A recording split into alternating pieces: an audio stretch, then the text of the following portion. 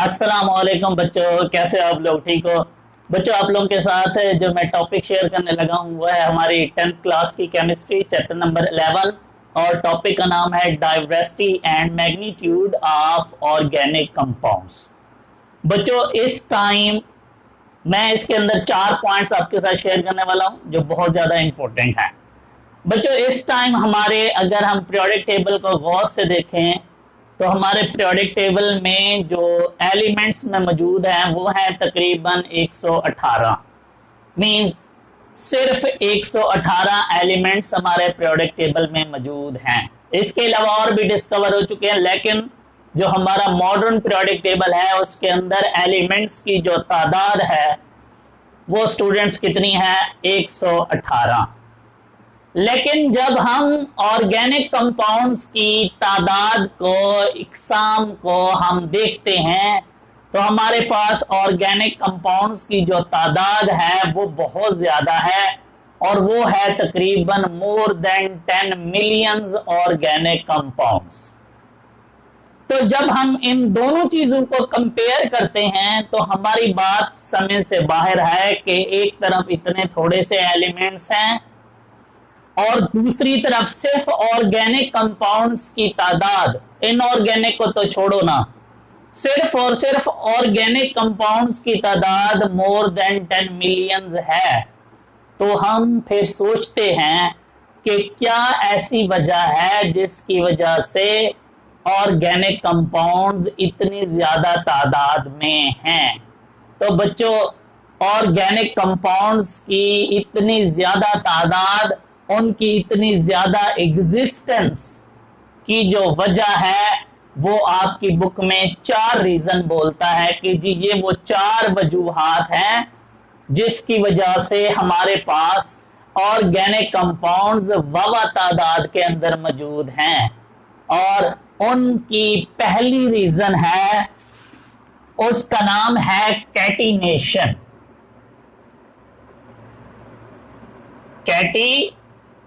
Nation. बच्चों ये क्या होती है याद रखना। पहले मैं इसको डिफाइन कर, पहले तो आपने ये लिखना है कि भाई ये है कैटिनेशन। इसी कैटिनेशन की वजह से ऑर्गेनिक कंपाउंड्स की डिफरेंट क्या मौजूद हैं, टाइप्स मौजूद हैं। हमारे पास ऑर्गेनिक कंपाउंड्स डिफरेंट मिकदार के अंदर मौजूद हैं। और उसके बाद हमने इसकी बतानी है डेफिनेशन क्या होती है। हमारे एग्जाम में मोस्टली पूछा होता है डिफाइन कैटिनेशन। तो बच्चों याद रखना, एक ऐसी प्रॉपर्टी जिसके अंदर एक कार्बन एटम दूसरे कार्बन एटम से जुड़ के बड़ी बड़ी चेन बनाता जाता है, ऐसी कार्बन की प्रॉपर्टी को हम क्या बोलते हैं? Catenation.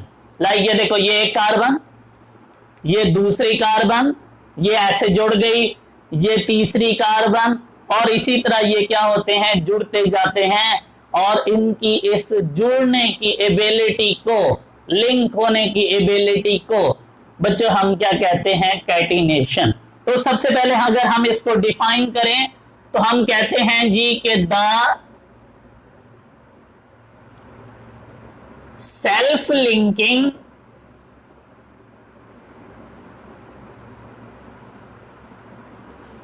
property of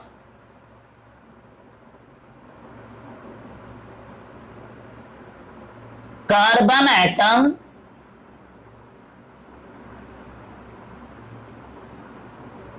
to form the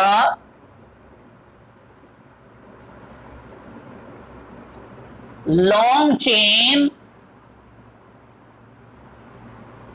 is called catenation. Okay ji, ये तो है जी कैटिनेशन की डेफिनेशन। मैं एक एग्जांपल दे देता हूं, ये देखो, ये CH3 CH2 CH2 CH3, ये देखो बच्चों, ये जो बड़ी बड़ी चेन कार्बन बनाई जा रहा है, इस प्रॉपर्टी को हम क्या बोलते हैं? कैटिनेशन। इस कंपाउंड का हम बोलते हैं एन ब्यूटेन। ये देखो ये एक कंपाउंड, सेम मैं अगर तादाद थोड़ी सी बढ़ा लूं, CH3 CH2 CH2 CH2 CH2 and CH3, ये देखो एक और मैंने बड़ी चेन कार्बन की बना दी है। इसमें कितने कार्बन हैं? 6। ये क्या हो गया है? N hexane. देखो बच्चों एक और ऑर्गेनिक कंपाउंड बन गया है। तो इसका मतलब ये हुआ कि ये है वो बेसिकली कैटिनेशन, जिसकी वजह से कार्बन आपस में जुड़ते जाते हैं और फिर बड़ी बड़ी क्या बनाते हैं? चेन्स। और इन चेन्स बनाने की एबिलिटी को हम क्या बोलते हैं? कैटिनेशन। और इस प्रॉपर्टी ऑफ कार्बन की वजह से बच्चों हमारे पास ऑर्गेनिक कंपाउंड्स वावा तादाद के अंदर क्या हैं? मौजूद हैं। तो पहली रीजन ये है। एक और आपके साथ बात शेयर करता हूं, आपकी बुक में लिखता है वो।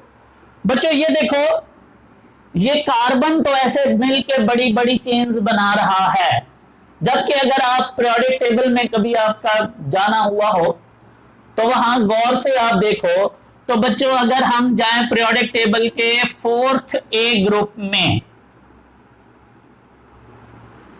आज जाके देखना 4था ए ग्रुप, उस 4th ए ग्रुप में जो पहला मेंबर है वो है कार्बन और उसके बिल्कुल नीचे है सिलिकॉन।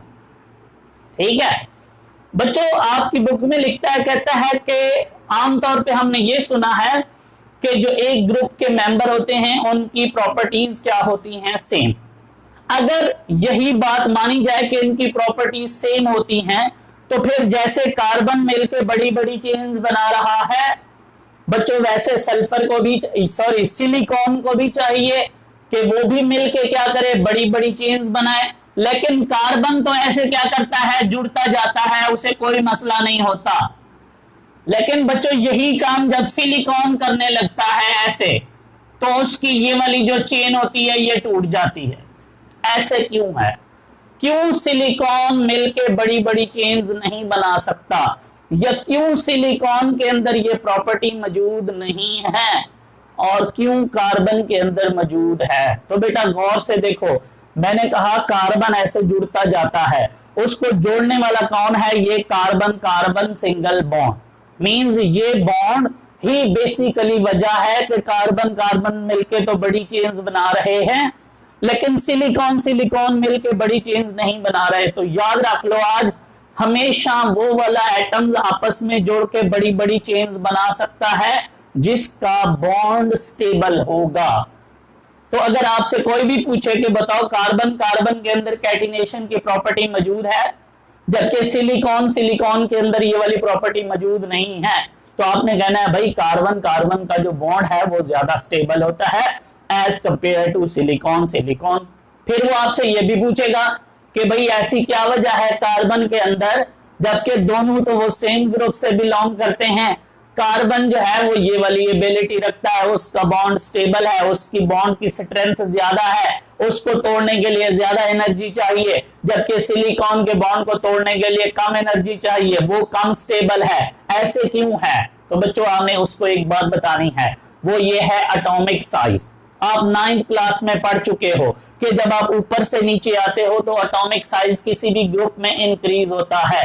इट्स मीन के कार्बन का साइज क्या है? कम, और सिलिकॉन का साइज क्या है? बड़ा। बच्चों याद रखना, एटम का साइज जितना छोटा होगा वहां उससे बनने वाला बॉन्ड उतना ही ज्यादा स्ट्रॉन्गर होता है, वो उतना ही ज्यादा क्या होता है? स्टेबल।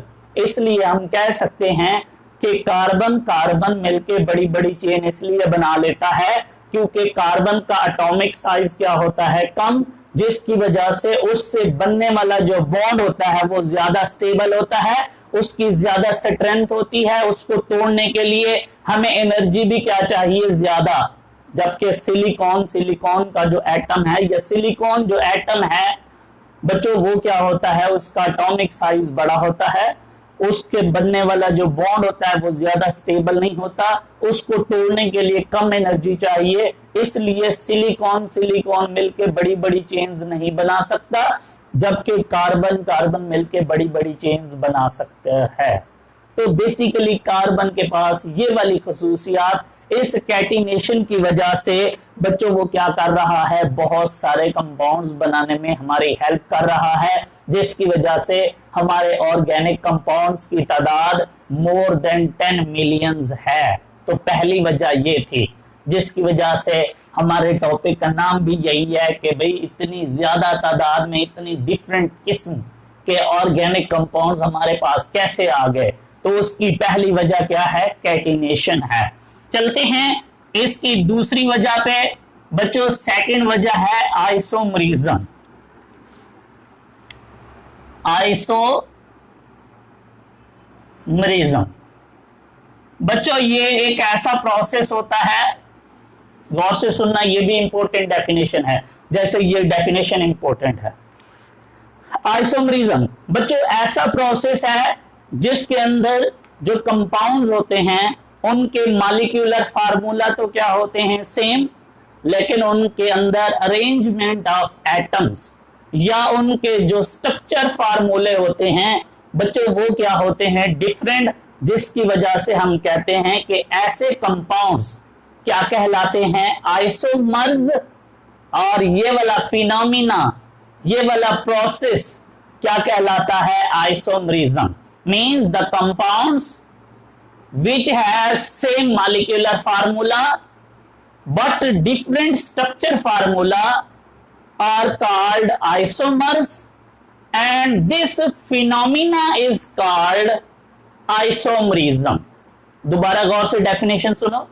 मैंने कहा ऐसा प्रोसेस जिसके अंदर कंपाउंड्स के मॉलिक्यूल्स के मॉलिक्यूलर फार्मूला तो क्या होते हैं, सेम, लेकिन उनके स्ट्रक्चर फार्मूला क्या होते हैं, डिफरेंट, और वो कंपाउंड्स आपस में एक दूसरे के आइसोमर्स कहलाते हैं।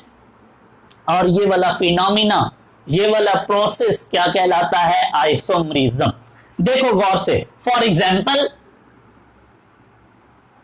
बच्चों ये देखो, ये है मेरे पास पेंटेन। आप जानते हो ना पेंटेन का फार्मूला होता है मॉलिक्यूलर C5H12, ठीक है। मैं इसके ना आपको मॉलिक्यूलर फार्मूला यही रहेगा, मींस कार्बन 5 रहेंगे, हाइड्रोजन 12 रहेंगे, लेकिन मैं इनके स्ट्रक्चर्स आपको पॉसिबल डिफरेंट बना के दिखाता हूं। ये देखें, ये है मेरे पास एक carbon, CH3, CH2, CH2, CH2 and CH3। मैंने अपने लास्ट लेक्चर में आपको बताया था कि जब सीधी चेन होती है तो उसे नॉर्मल चेन मानते हैं और उसे हम क्या बोलते हैं जी, N से शो करते हैं। और ये 5 कार्बन है तो ये क्या हो गई, N पेंटेन। देखो बच्चों, पेंटेन को एक तो मैं ऐसे लिख सकता हूं, मेरे पास एक और ऑप्शन भी है, ये देखो गौर से, CH3, CH3, CH2, CH3। गौर से देखो अगेन, इसमें भी कार्बन की तादाद 5 है, हाइड्रोजन की तादाद 12 है, लेकिन ये दिखने में इससे क्या है, डिफरेंट, और इसका नाम होता है आइसोपेंटेन। आप लोगों को याद होगा मैंने अपने लास्ट लेक्चर में बताया था कि आइसोपेंटेन किसे बोलते हैं, जब सेंटर वाला कार्बन डायरेक्टली 3 कार्बन से जुड़ा हो, ये देखो, तो ऐसे कंपाउंड्स को हम किससे शो करते हैं, आइसो से। तो बच्चों ये देखो, ये क्या कहलाता है, आइसोपेंटेन। मैंने एक और कंपाउंड बना लिया, सेम मैं एक और कंपाउंड आपको बना के दिखाता हूं। ये देखो, CH3, CH3, CH3 और CH3। बच्चों गौर से देखो, इसमें भी कार्बन की तादाद कितनी है, 5, हाइड्रोजन इसमें भी 12 है, लेकिन ये दिखने में इन दोनों से डिफरेंट है। और इसमें जो सेंटर वाला कार्बन है बच्चों, वो डायरेक्टली कितने कार्बन से अटैच है, 4। और ऐसा कंपाउंड याद रखना क्या कहलाता है, नियो। तो इसे हम बोलते हैं नियो पेंटेन। और बच्चों याद रखना, ये देखें, इन सब कंपाउंड्स के मॉलिक्यूलर फार्मूला तो क्या है, सेम, लेकिन इन सब के स्ट्रक्चर्स क्या मैंने बना दिए हैं, डिफरेंट। और ऐसे कंपाउंड्स आपस में एक दूसरे के क्या कहलाते हैं, आइसोमर्स। और ये वाला फिनोमिना, ये वाला प्रोसेस बच्चों क्या कहलाता है, आइसोमरिज्म। और इस आइसोमरिज्म की वजह से भी देखो हमने मुख्तलिफ किस्म के ऑर्गेनिक कंपाउंड्स प्रिपेयर कर लिए हैं। तो इसका मतलब है दूसरी वजह ये आइसोमरिज्म है, जिसकी वजह से हम डिफरेंट ऑर्गेनिक कंपाउंड्स बनाते हैं। और हमारे पास बच्चों ये जो ऑर्गेनिक कंपाउंड्स हैं उनकी तादाद अल्हम्दुलिल्लाह मोर देन क्या है, 10 मिलियंस। तो सेकंड वजह ये है। और बच्चों यहाँ शॉर्ट क्वेश्चंस लिख लेना, आपसे एग्जामिनर पूछ लेता है कि write down the isomers of pentane. तो आपने नाम भी लिखने होते हैं और उनके स्ट्रक्चर्स भी बनाने होते हैं। तो कितने हैं पेंटेन के आइसोमर्स, 3, एन पेंटेन, आइसोपेंटेन और नियोपेंटेन। और एक और शॉर्ट क्वेश्चन भी लिख लो, आपसे ये भी पूछ लेता है एग्जामिनर सम टाइम कि write down the isomers of butane, या बताओ ब्यूटेन के कितने आइसोमर्स होते हैं। तो मैं अब आपको ब्यूटेन के बना के दिखाता हूं। हमें पता है बच्चों ब्यूटेन का फार्मूला क्या होता है जी, C4H10। मैं आपको इसके आइसोमर्स बना के दिखाता हूं। ये देखो, ये है मेरे पास CH3, CH2, CH2, CH3। बच्चों इसे हम बोलते हैं N ब्यूटेन। एक आइसोमर ये है इसका। एक और बना के दिखाता हूं, ये देखो CH3, CH3, CH3। बच्चों इसे हम बोलते हैं आइसोब्यूटेन। और बच्चों याद रख लो ब्यूटेन के सिर्फ और सिर्फ यही 2 आइसोमर्स हैं, एक है एन ब्यूटेन, एक आइसोब्यूटेन। गौर से देखो, इसका नियो क्यों नहीं बन सकता, नियो बनने के लिए एक और कार्बन यहां होना चाहिए, जो कि ब्यूटेन के पास नहीं है। ब्यूटेन के पास टोटल 4 कार्बन थे जो यहां पूरे हो चुके हैं, इसके पास 5वां नहीं है। इसीलिए याद रखना ब्यूटेन जो है वो कितने आइसोमर्स बना रहा होता है, 2, एन ब्यूटेन, आइसोब्यूटेन। और पेंटेन कितने बना रहा है, 3, एन पेंटेन, आइसोपेंटेन और नियोपेंटेन। आपने ये वाली 2 एग्जांपल याद रखनी है, आपसे हर दफा यही पूछता है।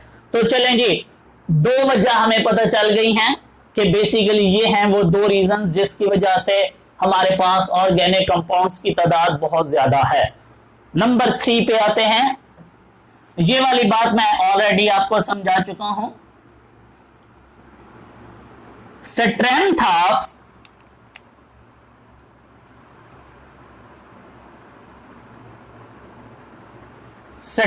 Of covalent bond of carbon atom. बच्चों आप जानते हो, अभी मैंने आपको बताया था कि जो कार्बन एटम है उसका साइज क्या होता है, स्मॉल, जिसकी वजह से उसका जो बॉन्ड होता है, कोवलेंट बॉन्ड होता है, उसकी स्ट्रेंथ क्या होती है, स्ट्रॉन्ग, जिसकी वजह से वो आपस में एक दूसरे के साथ या डिफरेंट एटम्स के साथ, जिसमें ऑक्सीजन हो गया, नाइट्रोजन हो गया, सल्फर हो गया, हैलोजन्स हो गया, इनके साथ, जिनको हम डेरिवेटिव्स भी बोलते थे, कोई और एटम नहीं बोल देना, सिर्फ और सिर्फ वो वाले एटम्स के नाम बोलने हैं जिनको हम डेरिवेटिव्स बोलते हैं, जो ऑर्गेनिक कंपाउंड्स में शामिल हैं। बच्चों उन डिफरेंट एटम्स के साथ भी जो कार्बन अपना कोवलेंट बॉन्ड बनाता है वो क्या होता है, स्ट्रॉन्गर, जिसकी वजह से ये डिफरेंट एटम्स के साथ बॉन्ड्स बना के डिफरेंट कंपाउंड्स हमें बना के दे देता है, जिसकी वजह से हमारे पास आज ऑर्गेनिक कंपाउंड्स की तादाद मोर देन 10 मिलियंस है। तो बच्चों तीसरी वजह strength of covalent bond of carbon atom है विद द अदर एटम्स। ये दूसरे एटम्स के साथ या आपस में जो बॉन्ड बना रहा होता है वो बॉन्ड इसका क्या होता है, स्टेबल, वो स्ट्रॉन्गर बॉन्ड होता है, जिसकी वजह से हम डिफरेंट कंपाउंड्स की डिफरेंट एटम के साथ मिलके क्या करते हैं, प्रिपरेशंस करते हैं, जिसकी वजह से ऑर्गेनिक कंपाउंड्स की तादाद ज्यादा है। तो थर्ड वजह है ये। और चौथी वजह है जी मल्टीपल बॉन्ड्स। मल्टीपल बॉन्ड्स बच्चों, मल्टीपल बॉन्ड्स हम बोलते हैं सिंगल के अलावा जो डबल और ट्रिपल बॉन्ड होता है उसे हम क्या बोलते हैं, मल्टीपल बॉन्ड्स। बच्चों आप सारे जानते हो कि कार्बन एटम का एटॉमिक नंबर है 6। इसके पहले शेल में होते हैं 2 इलेक्ट्रॉन, इसके दूसरे शेल और आखिरी शेल में होते हैं 4। चारों अनपेयर्ड होते हैं और कार्बन हमेशा कितने बॉन्ड बनाता है, 4। कार्बन के इस 4 बॉन्ड को हम उसकी बोलते हैं टेट्रावेलेंसी। बच्चों कार्बन जो है वो क्या करना चाहता है, अपनी टेट्रावेलेंसी पूरी करना चाहता है। उसके लिए वो ना सिर्फ सिंगल बॉन्ड बनाता है बल्कि वो मल्टीपल बॉन्ड्स भी बनाता है। और जब वो मल्टीपल बॉन्ड्स बनाता है तो बच्चों हमारे पास कंपाउंड्स की तादाद भी वैसे वैसे क्या होती जाती है, बढ़ती जाती है। सपोज करो आपकी बुक में एग्जांपल देता है कि जब एक कार्बन दूसरे कार्बन के साथ मिलके सिंगल बॉन्ड बनाता है तो देखो कौन सा कंपाउंड बनता है जी, ये देखो CH3। बच्चों ये देखो ये क्या बन चुका है, इथेन। यहां कार्बन अपनी टेट्रावेलेंसी को पूरा कर रहा है, 4 बॉन्ड बना रहा है। कैसे, एक कार्बन कार्बन आपस में बना रहे हैं और 3 हाइड्रोजन के साथ बना रहे हैं 4। ये भी 4 बॉन्ड बना रहा है, ये भी 4 बॉन्ड बना रहा है। इस दोनों केसेस में दोनों की टेट्रावेलेंसी पूरी है और दोनों स्टेबल हैं और सिंगल बॉन्ड के साथ वो एक कंपाउंड बना चुके हैं, उसका नाम है इथेन। मैं एक और एग्जांपल देता हूं, मैं मल्टीपल बॉन्ड्स यूज करने लगा हूं। ये देखो मैंने अभी बोला है कि कार्बन कार्बन के पास एबिलिटी है कि वो डबल बॉन्ड भी बना सकते हैं। अब देखो बच्चों इस कार्बन ने 2 बॉन्ड तो पहले बनाए हुए हैं, अब हाइड्रोजन कितने लगाने हैं आपने, सिर्फ और 2, क्योंकि 2 और बनाएगा तो 2 कितने हो जाएंगे, 4। सेम ये भी क्या बना लेगा इधर से 2 हाइड्रोजन के साथ। तो ये देखो ये और कंपाउंड है, ये और कंपाउंड है, इसे हम बोलते हैं इथीन। वो होता है इथेन। जब डबल बॉन्ड आ जाए तो फिर हम एंड पे क्या यूज करते हैं, ENE। ये आगे हमने पढ़ना भी है। तो ये क्या है, इथीन। ये देखो डबल बॉन्ड आने की वजह से बच्चों हमने एक और कंपाउंड बना लिया। सेम अगर हम ट्रिपल बॉन्ड यूज कर लें, ये देखो इस तरीके से, तो अब ये एक हाइड्रोजन इधर होगा और एक इधर होगा और ये जो कंपाउंड बना है इसे हम बोलते हैं इथाइन। इथाइन। बच्चों जब ट्रिपल बॉन्ड आ जाता है तो एंड पे क्या होता है, YNA। तो इस तरीके से ये देखो मल्टीपल बॉन्ड्स आने की वजह से भी बच्चों हम क्या करते हैं, डिफरेंट कंपाउंड्स की सिंथेसिस कर लेते हैं। ये जस्ट और जस्ट किसकी वजह से है, इस मल्टीपल बॉन्ड्स की वजह से है कि कार्बन एटम्स के पास एबिलिटी है कि वो सिंगल एटम के अलावा, सिंगल बॉन्ड के अलावा वो क्या करता है, मल्टीपल बॉन्ड्स भी बना लेता है। और उन मल्टीपल बॉन्ड्स की वजह से हमारे पास आज ऑर्गेनिक कंपाउंड्स की तादाद अल्हम्दुलिल्लाह कितनी है, मोर देन 10 मिलियंस। तो ये था बच्चों हमारा टॉपिक। मैं उम्मीद करता हूं कि आप इसको एंजॉय करोगे, इसको राइट डाउन कर लीजिएगा और एंजॉय करो। Thank you so much. Allah Hafiz.